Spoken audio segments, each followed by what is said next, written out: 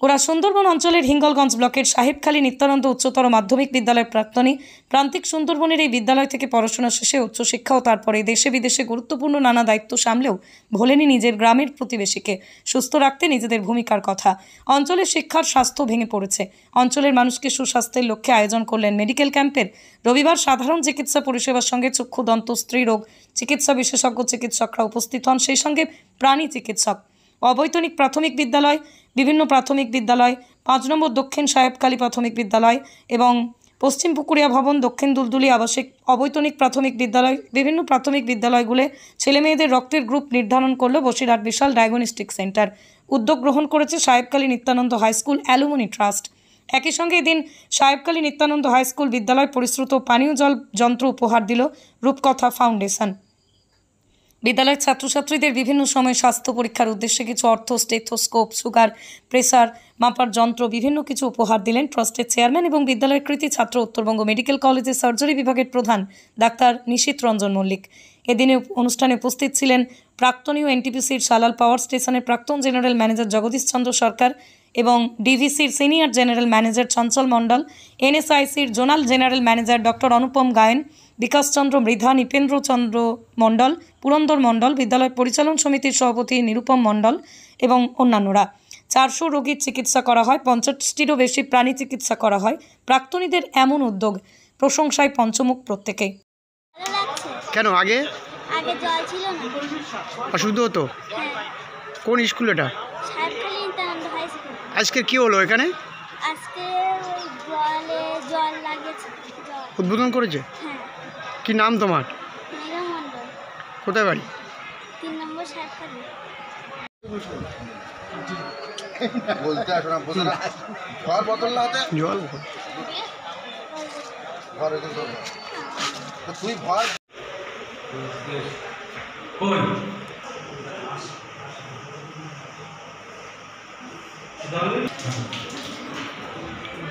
पानी की जो कमी थी, कमी महसूस ना हो पानी के बच्चों के लिए, ताकि बच्चे खुशी से ठंडा पानी पी सके। बस मैं यही कहती हूँ कि आगे भी हम बच्चे कुछ ना कुछ करते रहेंगे। मेरी बेटी का एनजीओ है रूपकथा वेलफेयर फाउंडेशन है, उसके लिए हमने किया है।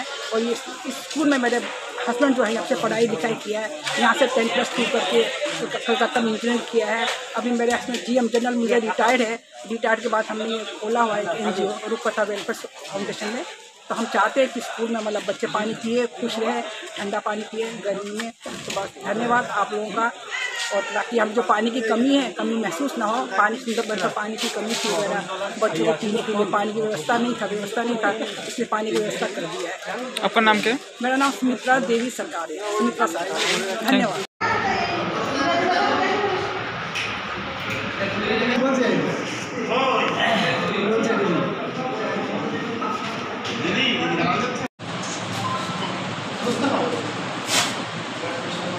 আজকে আমাদের লাগবে কাজে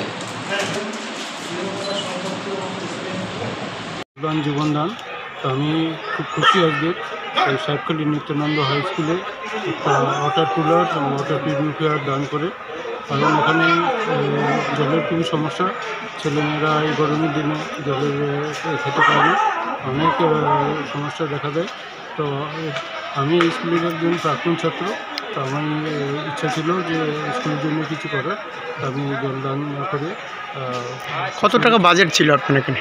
বাজেট এখন পর্যন্ত 1 লাখের একটু উপরে হয়ে গেছে।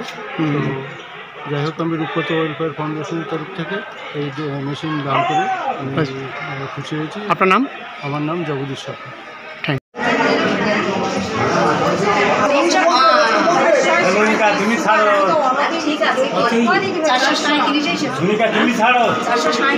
আমাদের স্কুলে জলের ব্যবস্থা ছিল না, বাচ্চাদের খুব কষ্ট হতো জলের জন্য, মাঝে মাঝে তারা ছুটি চাইতো, নানান সমস্যায় ভুগত। রূপকথা ফাউন্ডেশন নতুন জলের যে ব্যবস্থা করলো, এই ব্যবস্থায় আমাদের স্কুল খুব উপকৃত হবে, ছাত্রছাত্রীরা এর দ্বারা খুব উপকৃত হবে। স্কুলের নাম? Sahebkhali Nityananda high school. আপনার নাম? সুনির্মল চক্রবর্তী।